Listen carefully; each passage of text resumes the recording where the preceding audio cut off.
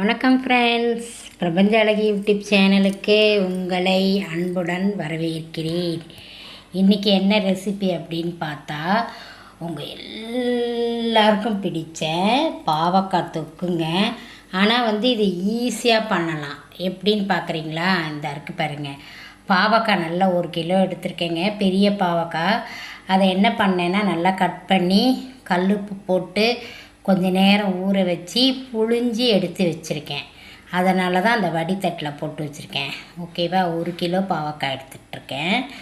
அதுக்கப்புறம் என்ன அப்படின்னா, ஒரு பெரிய நெல்லிக்காய் சைஸை புளி எடுத்து நல்லா கரைச்சி வச்சுருக்கேன். அப்புறம் இது என்ன அப்படின்னா, இது சாம்பார் பொடிங்க. சாம்பார் பொடி போட்டு இந்த மாதிரி பண்ணலாம் தொக்கு. அப்புறம் தேவையான அளவுக்கு நல்லெண்ணெய் இப்போ 1 கிலோ அப்படின்னா உங்களுக்கு ஒரு 200 ml தேவைப்படும். அதனால் நல்லெண்ணெய் எடுத்து வச்சிட்ருக்கேன். அப்புறம் தேவையான அளவுக்கு கடுகு. இதில் வெல்லம் ஒரு 100 கிராம் கிட்ட எடுத்து வச்சிட்ருக்கேன். அப்புறம் உப்பு. இது என்ன அப்படின்னா, உங்கள் எல்லாருக்குமே தெரியும், வெந்தயப்பொடி, பெருங்காயம். ஆனால் இந்த முறை நான் ஈஸியாக பண்ண போகிறேங்க. ஏன்னா நிறைய சாமான்லாம் போட போகிறதில்ல. முதல்ல ஆயில் போட்டு நல்லா பாவக்காவை வதக்கிக்கணும். ஆனால் எண்ணெய் ஒரு 100 ml ஊற்றுங்க. ஊற்றி நல்லா வதக்கிட்டு, நான் 1 கிலோவுக்கு சொல்கிறேன், நீங்கள் எவ்வளோ செய்யணுமோ அதுக்கு தகுந்த மாதிரி கால்குலேட் பண்ணிக்கோங்க.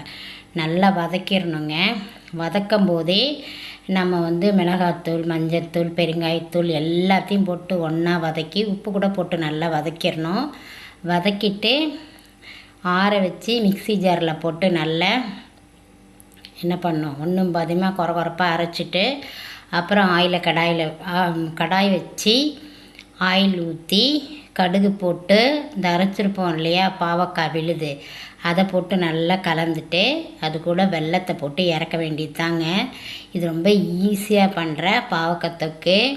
இது இட்லிக்கு, அப்புறம் தோசை, சப்பாத்தி, சாதத்து கூட போட்டு சாப்பிட்லாம். குழந்தைங்களுக்கு கூட கொடுக்கலாம். அதுக்கு தான் கொஞ்சம் வெல்லம் வச்சுருக்கேன். ஏன்னா வெல்லம் போட்டிங்கன்னு வச்சுக்கோங்க, குழந்தைங்கக்கிட்ட சொல்லாமே நம்ம கொடுத்துர்லாங்க. பெரியவங்கள்லேருந்து சின்னவங்க வரைக்கும் சாப்பிட்லாம். ரொம்ப ஈஸியாக பண்ணலாம். வாங்க எப்படி பண்ணுறதுன்னு பார்க்கலாம். ஆயில் வச்சாச்சு. ஆயில் சூடாக போது பாவக்காய் போட்டுடலாம்.